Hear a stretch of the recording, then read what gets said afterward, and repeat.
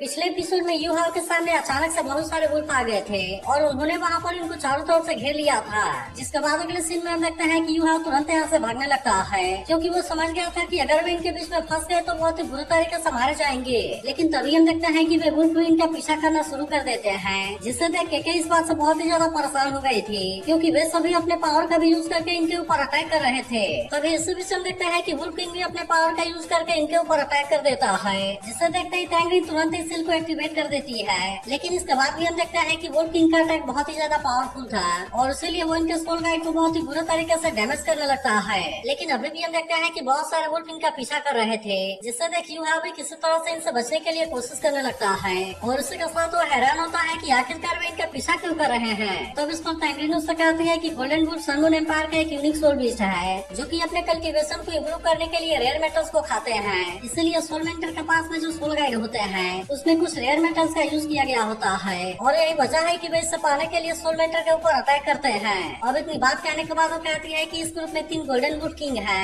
इसलिए इसका मतलब है कि इनके पीछे जरूर ही सिल्वर मून वुल्फ किंग होगी। तब इससे भी समझ सकता है कि उनके अटैक की वजह से इनका सोल गाइड बहुत ही बुरे तरीके से डैमेज हो रहा था और यू टैंगरिन से पूछता है कि यह सिल्वर मून वुल्फ किंग क्या है। तब उसमें टैंगरिन कहती है कि गोल्डन वुल्फ वाले ग्रुप के लीडर एक फीमेल है जो कि असल में सिल्वर कलर की है और इसलिए उसे सिल्वर मून वुल्फ किंग के नाम से जाना जाता है। लेकिन तभी हम देखते हैं कि इनका सोल गाइड बहुत ही ज्यादा डैमेज हो गया था, इसलिए यू हाउ समझ जाता है कि अब उसे इसके बारे में जरूरी कुछ करना पड़ेगा। जिसके बाद वो टैंगरिन से कहता है कि अब इसे कंट्रोल करने की जिम्मेदारी तुम्हारे ऊपर है क्योंकि मैं किसी तरह से इनको अपने पीछे लेकर यहाँ से जाने वाला हूँ और इसलिए मैं चाहता हूँ कि तुम मौका मिलते ही तुरंत यहाँ से निकल जाना। लेकिन इसके बारे में सुनते ही टैंगरिन उससे कहती है कि क्या तुम पागल हो गए हो और क्या तुम सच में इनके बीच में मरना चाहते हो। लेकिन इसके बाद भी हम देखते हैं कि यू हाउ इसकी कोई भी बात नहीं सुनना चाहता था क्योंकि वो नहीं चाहता कि वे दोनों भी इसके साथ में यहीं पर फंस जाएं और इसलिए इतनी बात कहने के तुरंत बाद वो यहाँ से चला जाता है। तब इस पर केके कहती है कि वो तो कुछ बार बिल्कुल भी अनोइंग नहीं है। लेकिन इसके बाद हम देखते हैं कि टैंगरिन अब तुरंत यहाँ से निकलने के लिए रेडी हो गई थी और इसलिए वो तुरंत यहाँ से जाने लगती है। लेकिन वहीं उधर हम देखते हैं कि यू हाउ वुल्फ को अपने पीछे लेकर जाने के लिए रेडी हो गया था,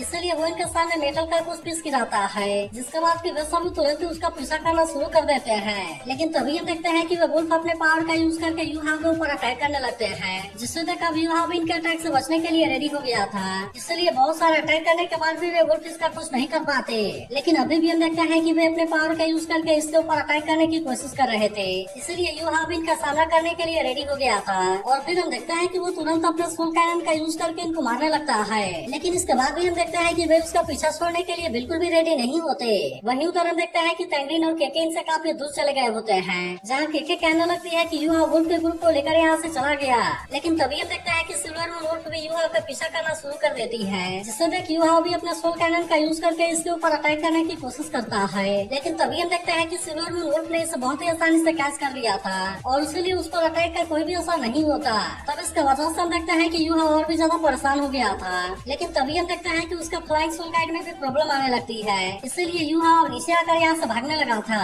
लेकिन तभी हम देखते हैं कि वो चारों तरफ से वुल्फ से घिरने वाला था, इसलिए वो समझ जाता है कि वो इस तरह से इनका सामना नहीं कर पाएगा। जिसके बाद हम देखते हैं कि वो तुरंत ही अपने सिमुलेशन वाले स्किल का यूज करने लगता है, इसलिए इसे देख वो सभी वुल्फ काफी डर गए थे। लेकिन तभी हम देखते हैं कि सिल्वर मून वुल्फ भी अपने पावर का यूज करना शुरू कर देती है, जिसके वजह से सिमुलेशन स्किल इसके सामने ज्यादा कुछ नहीं कर पाता और वो केवल कुछ ही देर में डिस्ट्रॉय हो जाता है। तब इससे देख यू हाउ कहने लगता है कि उसने तो इसे बहुत ही आसानी से क्रैक कर दिया और इसलिए ऐसा लगता है कि इसकी मेंटल पावर तो सच में बहुत ही ज्यादा खतरनाक है। तभी अचानक से हम देखते हैं कि बहुत सारे वुल्फ इसके ऊपर अटैक करना स्टार्ट कर देते हैं, इसलिए अब वो इनका सामना करने के लिए ज्यादा कुछ नहीं कर पाता और हम देखते हैं कि वो इनके बीच में बहुत ही बुरे तरीके से फंसने वाला था। तभी हम देखते हैं कि वो टियानमेंग और बिंग से भी हेल्प मांगने लगता है, लेकिन असल में उसे उनकी तरफ से कोई भी रिस्पॉन्स नहीं मिलता, इसलिए यू हाउ किसी तरह से खुद को बचाने के लिए कोशिश करने लगा था। और फिर हम देखते हैं कि वो अपना सोल कैनन का यूज करके एक वुल्फ को यहाँ से दूर कर देता है। लेकिन इसके बाद भी हम देखते हैं कि वे वुल्फ इसका इतना आसानी से पीछा छोड़ने वाले नहीं होते और हम देखते हैं कि वो अभी भी इसका पीछा करते हुए अटैक करने की कोशिश करने लगे थे।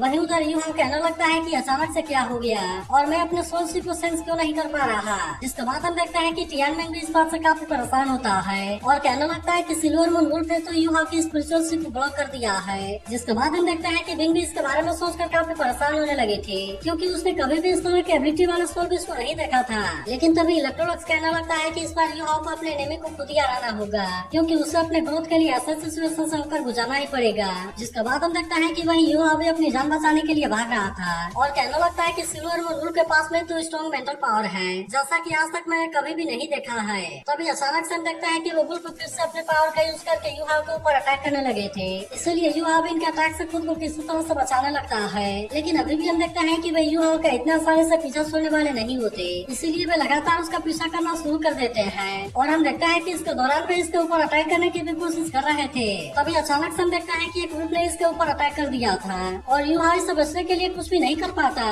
इसके अलावा हम देखते हैं कि और भी ग्रुप अपने पावर का यूज करके इसके ऊपर अटैक कर देते हैं, जिसकी वजह से युवा यहाँ पर नीचे गिर गया था। और हम देखते हैं कि वो सभी इसके ऊपर फिर से अटैक करने के लिए आने लगते हैं। लेकिन हम देखते हैं कि युवा भी इतना आसानी से हार मानने वाला नहीं होता और वो तुरंत ही अपने आइस पावर का यूज करके इनका सामना करने की कोशिश करता है। वहीं उधर हम देखते हैं कि तेंग्रिन को भी युवा के बारे में चिंता होने लगती है और कहने लगती है, मैं उम्मीद करती हूँ कि वो सही सलामत यहाँ पर वापस आ जाए। लेकिन वहीं उधर हम देखते हैं कि युवा अभी भी वुल्फ के बीच में फंसा हुआ था, जिससे देख वो कहने लगता है कि वुल्फ ग्रुप में एक साथ में मिलकर अटैक करते हैं, इसीलिए अगर मैंने यहाँ पर थोड़ा सा भी लापरवाही किया तो फिर इसके वजह से मैं उसका तो बहुत ही बुरे तरीके से मारा जाऊंगा। लेकिन तभी हम देखते हैं कि सिल्वर मून वुल्फ भी यहाँ पर आ गई थी और वो युवा के ऊपर अटैक करने के लिए पूरी तरह से रेडी हो जाती है। तब इससे देख युवा सोचने लगता है कि शायद मुझे सबसे पहले इसे पकड़ने का ट्राई करना चाहिए, क्योंकि हो सकता है कि उसके बाद इस तरह से सभी यहाँ से दूर हो जाए। तभी अचानक से हम देखता है कि फिर से बहुत सारे वुल्फ इसके ऊपर अटैक करने के लिए आने लगे थे, इसीलिए युवा भी अपने पावर का यूज करने के लिए रेडी हो गया था और वो तुरंत ही अपने सोल गैस का यूज करके सिल्वर मून वुल्फ के ऊपर अटैक कर देता है। लेकिन इसके बाद भी हम देखते हैं कि उसने युवा के पावर को बहुत ही आसानी से रोक लिया था,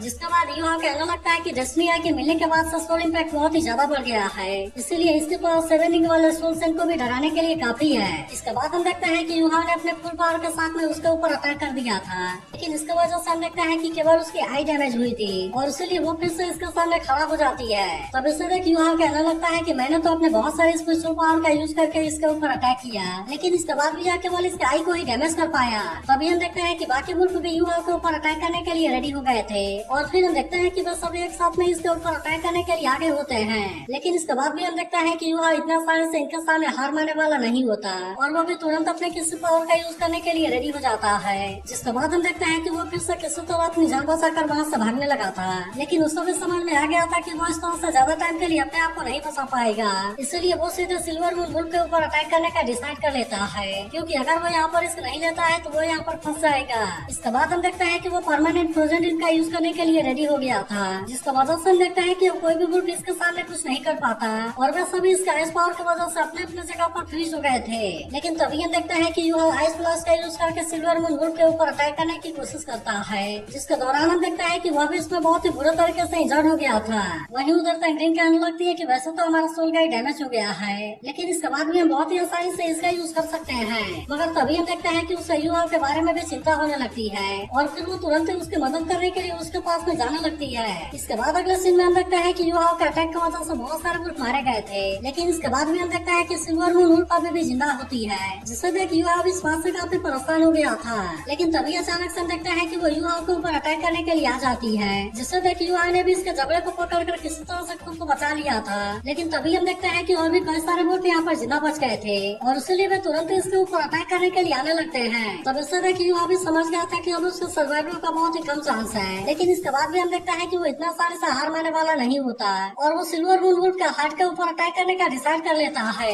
लेकिन तभी हम देखते हैं कि सिल्वर मून वुल्फ ने भी इसके ऊपर अटैक कर दिया था। इसके बाद हम देखते हैं कि युवा तुरंत ही आइस किंग रात का यूज करके अटैक कर देता है, इसीलिए सिल्वर मून वुल्फ की बॉडी यहाँ से काफी दूर जाकर गिरती है। लेकिन तभी अचानक से हम देखते हैं कि तीनों गोल्डन वुल्फ किंग भी यहाँ पर आ गए थे और वे तुरंत ही अपने पावर को एक साथ में कंबाइन करके युवा के ऊपर अटैक कर देते हैं। लेकिन हम देखते हैं कि अब युवा के पास में कोई भी सोल पावर नहीं बची थी और इसके अलावा वो तो बहुत ही बुरे तरीके से इंजर्ड भी हो गया था। लेकिन तभी अचानक से हम देखते हैं कि यहाँ पर एक लेवल 9 वाला डिफेंसिव सोल टूल एक्टिवेट हो जाता है, जिसका नाम रेड डॉस्ट ब्लेसिंग था और इसे हर एक डिसाइपल को दिया जाता है। अब इसके वजह से हम देखते हैं कि युवा तीनों गोल्डन वुल्फ किंग के अटैक से तो बच गया था, लेकिन तभी अचानक से वो इसके ब्लास्ट होने की वजह से खाई में गिर जाता है। इसके बाद अगले सीन में हम देखते हैं कि तेंग्रिन युवा को खोजने के लिए आ गई थी, जहाँ पर वो युवा के न मिलने की वजह से काफी परेशान होने लगती है। लेकिन तभी हम देखते हैं कि केके को उसकी बॉडी दिखाई देती है और इसीलिए उसे देखते हुए दोनों तुरंत ही उसके पास में आ गए थे। लेकिन तभी इनको पता चलता है कि युवा तो बहुत ही बुरे तरीके से इंजर्ड है और इसलिए तेंग्रिन परेशान होने लगती है कि यह सब कैसे हो गया। इसके बाद हम देखते हैं कि वो केके से भी हेल्प मांगती है और वे दोनों इसे उठाकर चट्टान के सहारे कर देते हैं। इसके बाद हम देखते हैं कि तेंग्रिन तुरंत युवा की इंजरी के ऊपर बैंडेज लगाने लगती है, लेकिन इसके साथ हम देखते हैं कि वो इससे ऐसे कंडीशन में काफी उदास हो गए थे और वो कहने कहना लगती है कि मैं तुम्हें कुछ भी नहीं होने दूंगी। वहीं उधर हम देखते हैं कि केके इसके बॉडी में लगे हुए टूथ को देख परेशान हो जाती है और फिर वो तैंग्रीन सब पूछते हैं कि हमें इसके बारे में क्या करना चाहिए, क्योंकि वो बिल्कुल उसके हार्ट के नजदीक में लगा हुआ था। तब इस पर तैंग्रीन कहती है कि सबसे पहले तुम बाकी के इंजरी के ऊपर ध्यान दो, क्योंकि अभी उसे बाहर निकालने के बाद उससे बहुत ही हैवी ब्लीडिंग होने लगेगी। जिसके बाद हम देखते हैं कि केके भी उसकी बात मानने के लिए रेडी हो गए थे और वे दोनों एक साथ में मिलकर उसके बॉडी के ऊपर बैंडेज लगाने लगते हैं। लेकिन इसी के साथ हम देखते हैं कि इनको युवा के साथ में बिताए हुए पल के बारे में भी याद आने लगा था, जहाँ पर कि उसने इन दोनों को बचाने के लिए अपनी जान की बाजी लगा दी है। और इसकी वजह से हम देखते हैं कि केके को भी युवाओं के बारे में बहुत ही ज्यादा चिंता होने लगती है। लेकिन तभी हम देखते हैं कि युवाओं के बॉडी का टेम्परेचर फिर से बढ़ने लगा था, इसीलिए इसके बारे में जानकर वे दोनों इस बात से काफी खुश हो जाते हैं। जिसके बाद हम देखते हैं कि तैंग्रीन उसके बॉडी से टूथ को भी बाहर निकालने के लिए रेडी हो गए थे, क्योंकि ज्यादा टाइम तक रहने की वजह से वो उसके ब्लड वेसल को ब्लॉक कर देगा और अब इसीलिए वे दोनों इसे बाहर निकालने के लिए रेडी हो गए थे। लेकिन इसके बाद हम देखते हैं कि युवाओं को बहुत ही ज्यादा दर्द हो रहा था, इसीलिए तैंग्रीन को भी इसके बारे में काफी चिंता होने लगती है और वो कहती है कि केवल तुम कुछ समय के लिए बर्दाश्त कर लो। अब इतनी बात कहने के बाद हम देखते हैं कि वो टूथ को उसके बॉडी से बाहर निकाल देती है, लेकिन होश में न होने की वजह से युवा तैंग्रीन के हाथ को काट लेता है। तभी इसके कुछ देर के बाद हम देखते हैं कि युवा की स्पिरिचुअल पावर फिर से रिकवर होने लगी थी, इसीलिए वो तुरंत ही होश में आ जाता है। जिसके बाद हम देखते हैं कि तैंग्रीन और केके इस बात से काफी खुश हो गए थे और तैंग्रीन युवा से कहने लगती है कि अभी तुम यहीं पर आराम से लेटे रहो। लेकिन हम देखते हैं कि युवा इनको देख हैरान हो गया था और इसलिए वो इनसे पूछता है कि तुम यहाँ पर वापस कब आए। लेकिन इस पर केके कहती है कि अभी तुम इसके बारे में चिंता ना करो, क्योंकि ये 10,000 ईयर वाली सोल्डिंग यहाँ से गायब होने वाली है और इसलिए तुम इसे जल्दी से एब्जॉर्ब कर लो। जिसके बाद हम देखते हैं कि युवा भी तुरंत इसके लिए रेडी हो गया था और फिर हम देखते हैं कि वो तुरंत ही इसके सोल्डिंग को एब्जॉर्ब करना शुरू कर देता है। इसके बाद अगले सीन में हम देखते हैं कि वे तीनों एकेडमी में वापस आ गए थे, जहाँ पर केके उससे कहते हैं कि तुम्हारी इंजरी तो बहुत ही जल्दी हील हो गई। लेकिन तभी अचानक से हम देखते हैं कि बहुत सारे सोल्जर ने आकर युवाओं को चारों तरफ से घेर लिया था, जिससे देख तैंग्रीन कहने लगती है कि वे तो रॉयल पी के टीम वाले हैं। तभी वे कहने लगता है कि तुमने रॉयल फैमिली के मेंबर को इंजर्ड करने की कोशिश की है, इसीलिए अब तुम्हें इन्वेस्टिगेशन के लिए हमारे साथ में चलना होगा। तभी उस ऐसे कंडीशन में देख साउजी उसका मजाक उड़ाते हुए कहने लगता है कि तुम तो बहुत ही कैपेबल हो, लेकिन इसके बाद भी तुम इतने बुरे तरीके से इंजर्ड कैसे हो गए। लेकिन तभी हम देखते हैं कि तैंग्रीन इसके लिए साउजी के ऊपर गुस्सा होने लगती है और कहने लगती है कि तुम लोगों को इस तरह से बुली करना बंद करो।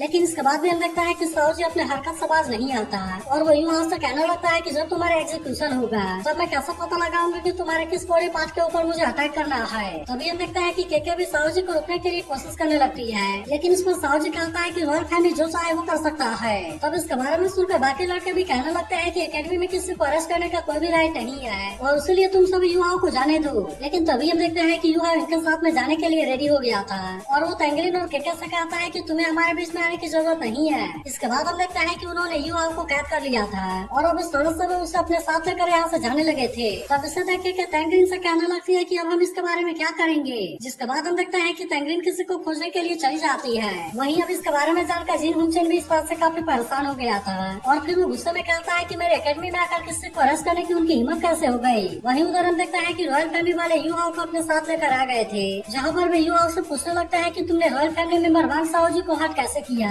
तुम इसके बारे में हमें सब कुछ बता दो, क्योंकि अगर तुमने मना किया तो हम इसके लिए तुम्हें बहुत ही बुरे तरीके से पनिश करेंगे। तब उस पर युवा कहता है कि अगर तुमने खुद ही मुझे दोषी मान लिया है तो फिर इसके बारे में इतना परेशान होने की जरूरत क्या है। तब इसके बारे में सुनकर वो सोल्जर गुस्सा करते हुए कहता है साथ तुम्हें पता नहीं कि हम कितने पावरफुल हैं। और फिर हम देखते हैं कि उन्होंने उसे ड्रैगन पिलर के ऊपर लटकाने का डिसाइड कर लिया था। इसके बाद हम देखते हैं कि वो इसके लिए ड्रैगन पिलर को भी एक्टिवेट कर लेते हैं, जिसके अंदर के बहुत सारे ब्लेड लगे हुए थे और इसलिए यह चीज दिखने में बहुत ही ज्यादा खतरनाक होती है। तभी साओजी कहने लगता है कि इसके अंदर 81 ब्लेड लगे हुए हैं, जो कि एक्टिवेट होने के बाद तुम्हारे बॉडी में 81 पॉइंट पर पेनिट्रेट करेंगे और फिर उसके बाद हम उनको धीरे धीरे घुमाएंगे। अब इतनी बात कहने के बाद वो युवा से कहता है कि तुम वहाँ पर बहुत ही अच्छे से एंजॉय करोगे। लेकिन वहीं उधर हम देखते हैं कि तैंग्रीन भी हेल्प मांगने के लिए कहीं पर आ गई थी, जहाँ पर खड़े दोनों गाड़ियों से अंदर जाने से रोकने लगते हैं।